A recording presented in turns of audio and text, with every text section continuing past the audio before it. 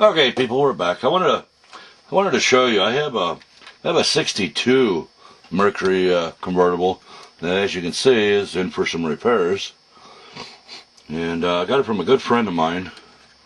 And it had an updated motor in it, and he did a real nice trick exhaust system for it.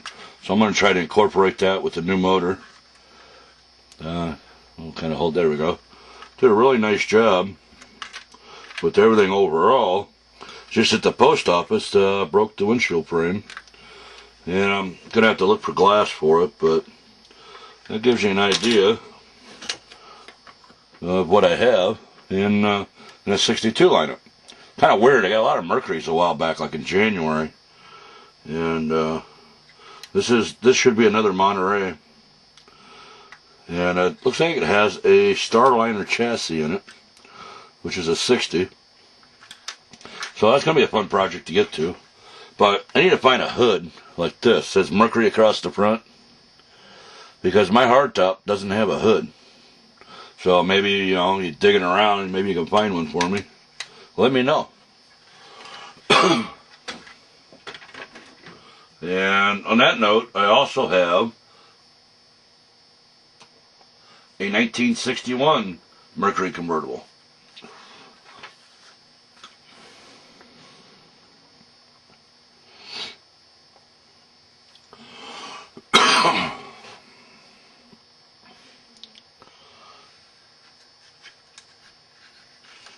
Should we get the hood open up there? There we go. Kind of a tight fit. Yeah, looks like there's 427 in there. I want to flip it over because there's a lot of pieces inside here that belong to it, so kind of hold it a little bit. And that has the original chassis under it. Screw chassis and all. So that's another one I'm going to get to, and really like the color on it. It looks really good. Really unique. But I just wanted to share that with you. Now we're going to get ready to, we're going to mix up some putty. And it's a two-part. So I have a piece of cardboard. Got me some putty spatulas or putty spreaders, however you want to call them. I have the applicator I'll be using on the El Camino body. So let's go ahead and let's see how this works. Oh, that's really nice. Really like the lid. It's got like a accordion top on it. You just hold it upside down, squeeze, and it puts it right up. That's pretty wild. So let's put a little hardener in there. This hardener hasn't been used, so I open the lid a little bit, and I'll sit there and knead it a little bit. That way it's all mixed up, and don't squeeze too hard because you don't want it to come out the cap, but you want to try to get it all mixed together there because it's been sitting for a little while. And as you can see, I have a little bit right here. Boy, that flows pretty nice there. That's nice and smooth. So we'll give her a little dab, like so. And I'm going to go ahead and mix this pretty quick, so this way it don't set up on me and I can get it put on the El Camino body right away.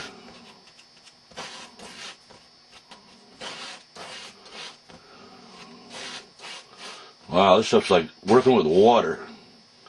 Really, really thin. That's wild. That's actually pretty neat. Wow. Kind of glad I switched there. That's pretty neat. Okay, I'll go ahead and grab the El Camino body.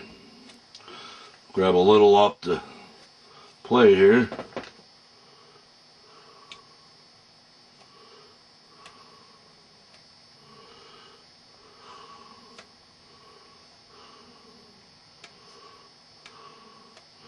I'm going to need a whole lot. And that's good for starters. Let me go ahead and go to the other side. Go a little on this side, down a little bit. Not worried about the door lines, I can get them back in later.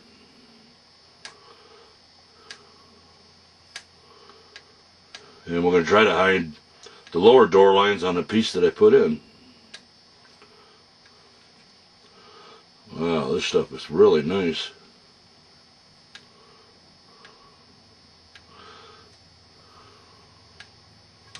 Go ahead and put a little on the back here. And, you know, stiffen it up a little bit. Plus make it, you know, blend in a little better. The piece I did use was a little thicker than most.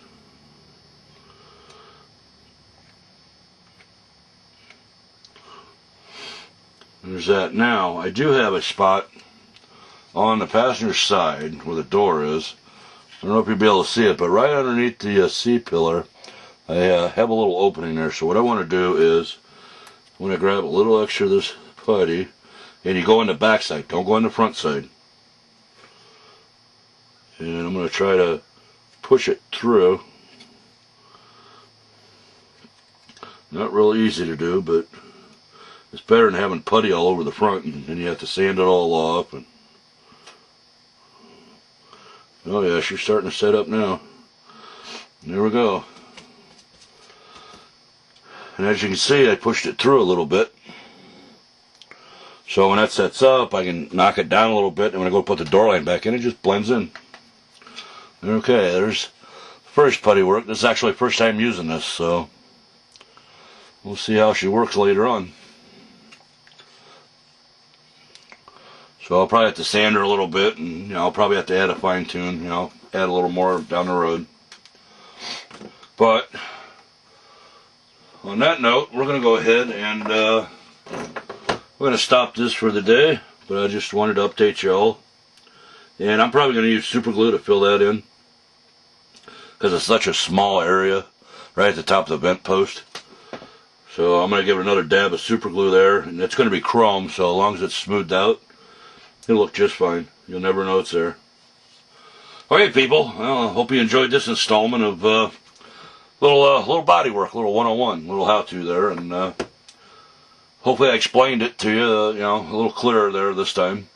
Like I said, this is all new, and I'm doing the best I can, and having trouble with my thumb. You know, a lot of people know I got hurt a couple years ago, and there's talking about fusing one of my knuckles together, so I'm gonna have to relearn a few things. So bear with me for that, and if I'm down for a month or so, you'll understand. But I'll try to keep these coming as I go along. It's kind of nice to have this, you know, project's done. And the 62 hardtop, I'm gonna go ahead and throw in the lake there and get the color off of it. Yeah, so we go to town on it. But like I said, if you have a hood for 62 Mercury Monterey, I sure could use it. Let me know. You all have a wonderful day, and thank you for tuning in. Bye now.